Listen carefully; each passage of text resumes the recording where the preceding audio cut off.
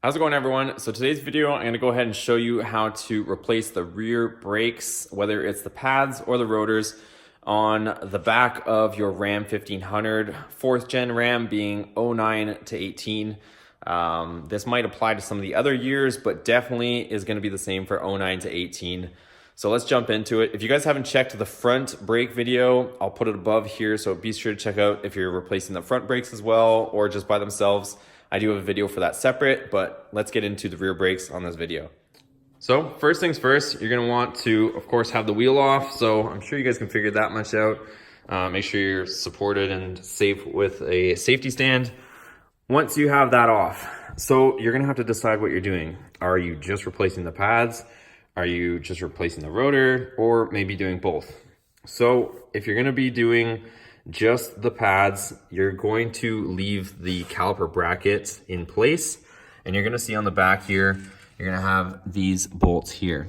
So I'm gonna go ahead and show you guys what sizes they are, but there's gonna be two different methods. If you're gonna be removing just the pads, there's gonna be this bolt here and this bolt here on these rubber pins, or slide pins, sorry, with the rubber boots. Or if you're gonna be removing the rotor, you're gonna wanna take off the whole caliper with the bracket, which is these larger bolts here, which are 21 millimeter. So there's one here and one down below there. So let's go ahead, crack those loose, and I'll show you guys what's involved. All right, so you're gonna go ahead and use a 10 mil ratchet to remove the bolts that are on these slider pins. So if you have air tools, it'd probably be faster, but if not, you can see we can do it just like this. So this is if you're gonna be replacing the pads. So there's one 10 mil bolt, then we'll get the bottom one here.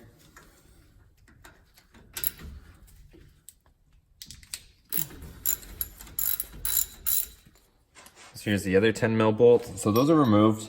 And you'll also have to, if you're replacing the pads like we would be doing here, you're gonna have to pry the piston back. So let me show you that. So you're gonna see this hole or slot here, and what you're gonna have to do is insert a pry bar of some sort, and you're gonna have to retract the piston. So you're gonna be wanting to push the piston that way. So generally you'll wanna look in here and try to pry on the steel portion of the pad and not the actual piston. So you're just gonna apply pressure, just steady, even pressure, and the piston will retract itself. Like you can see there, I'm not gonna retract it all the way because we're not actually replacing the pads in this video, but you can see that it is retracted. Now our caliper is loose. You're gonna swing it out from the top like so, and then you should be able to just wiggle it out like so, and it'll come out. The more you retract the actual piston, the easier this is gonna be able to come off. So that's what I was mentioning here. So you're putting in your pry bar to be able to pry and push this piston back in, but just try to do it on the pad surface and not pry on this, because you don't want to risk, ripping the boot or damaging the actual piston itself. So once you get this off, you're gonna want to set it somewhere, whether it's on your axle, but you can balance on your axle like this, but you just don't want to let it dangle from the actual hose. So anyways, now that the calipers out of the way, to replace the pads, you're just gonna slide them out here. So there are these tabs here that are gonna keep some tension on it. So you might have to relieve some of the tension, but the pads are just gonna come out sideways like you're seeing here. I'm just gonna wiggle them out, and they'll come out this way. So there you have it. Your pads come out. You're gonna put them the same way in through the side. You're gonna have to just kind of finagle them in like such. And before you put the new pads back in, I would recommend cleaning up your surfaces here. So use a wire brush here and here. And yeah, clean it up before you install your new pads. And like I said, you're just gonna put them in sideways, same way you took them out. And you'll put them in here like so. So once your new pads are in, or in this case, we're just showing you or demonstrating it, but once your pads are back in, then you're gonna go ahead and put your caliper back on.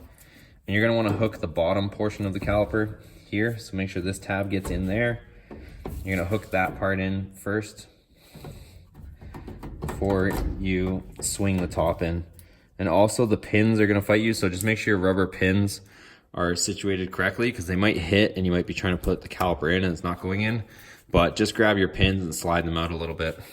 So once you get that, then you're gonna reinstall your bolts with the 10mm heads and kind of jiggle the caliper around just so you can line them up. You'll feel them go in and start threading.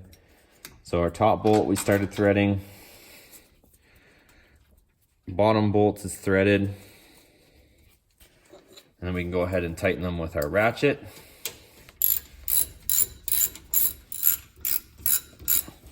So if you're going to be replacing the rotor for some reason, and the reason would be that it's time for them to be replaced, you would be replacing, or removing actually I should say, the whole caliper.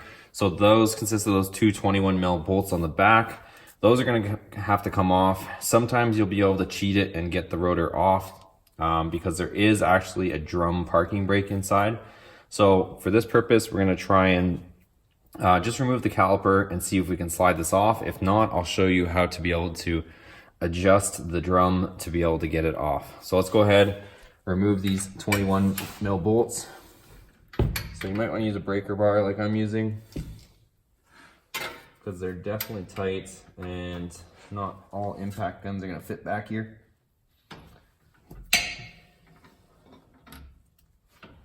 Okay, so once you break them loose, you switch over to your ratchet.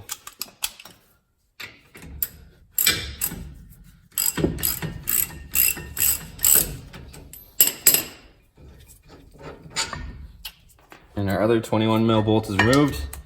And as you can see, the entire caliper will come off. So we're gonna go ahead and set it over here, just temporarily, so that there's no strain on the actual line. And now we'll see if the rotor is going to come off. So we'll try wiggling it. As you can see, it's not gonna come off. It's attached very well with the parking brake. So let me go ahead and show you the next step.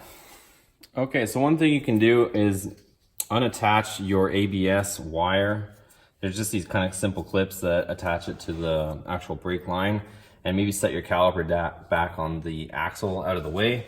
And you're gonna see on the back of your, if I can get the camera here, you're gonna see on the back of the actual brake disc assembly, right back here, you're gonna see this little rubber plug. Just pop this out, and there's actually an adjustment for the drum in the back.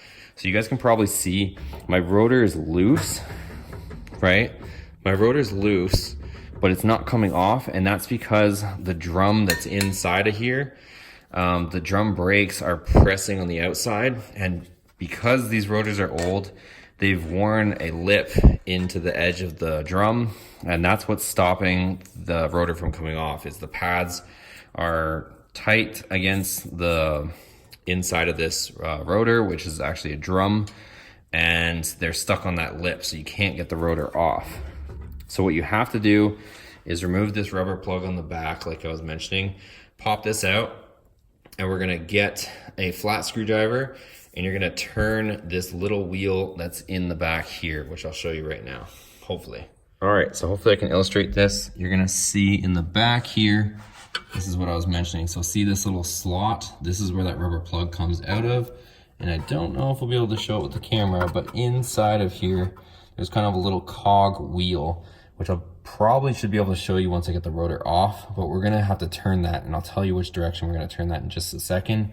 But what we're gonna do is we're gonna take our screwdriver and we have to insert it into here and turn that little wheel to release the drum brakes. So let me go ahead and show you what we're doing.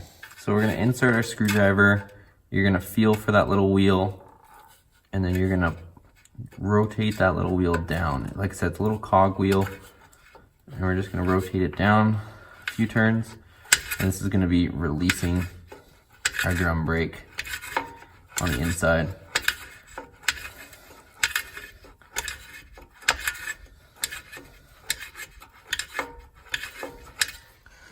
So once you do that a few turns, as you guys can see, now the rotor will come off. So now that the rotor is off, I can go ahead and show you what I was talking about. So here's our drum brake assembly, and this is the parking brake assembly, and this is that little cog wheel that I was telling you about. that we were accessing through that hole. So we were turning it, we were pushing it down. So as you guys remember, we were coming in here and we were angling it down. So we were essentially turning this down, like pointing this way. We kept turning this down, which was retracting our shoes, our brake shoes, which were causing the rotor to not come off. So now we're gonna go ahead and reassemble everything. So like for this purpose of the video, I'm just gonna put back my old rotor on, but you would be putting on, you might be replacing these shoes depending on how bad they are. Obviously you guys can see I have a ton of meat on mine still, even though they look kind of not, they look a little bit rusty right now, but they still have a ton of meat on them. We're still okay. But we're gonna go ahead and put our rotor back on, slide it across, and we'll continue with the reassembly. We're gonna go ahead and put our rotor back on. Once your rotor's back on, you can go ahead and grab your caliper. Put our caliper back on. We'll grab our 21 mil bolts. They do have blue Loctite on them, so you might want to reapply blue Loctite, or if there's sufficient amount, but I would recommend putting some Loctite on these as per the factory.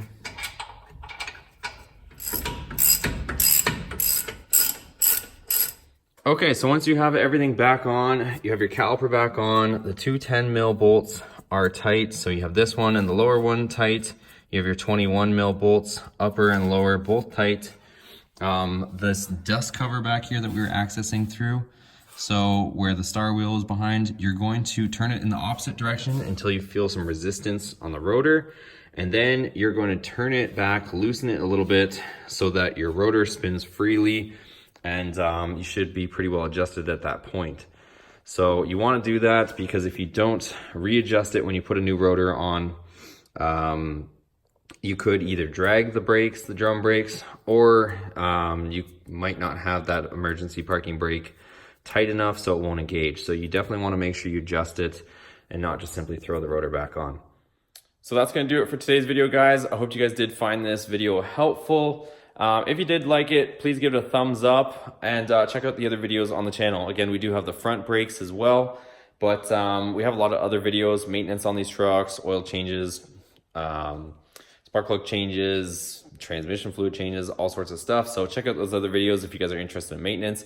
Also, we have a lot of performance mods as well. But anyways, you guys, thanks for watching. We'll see you on the next video. Take care.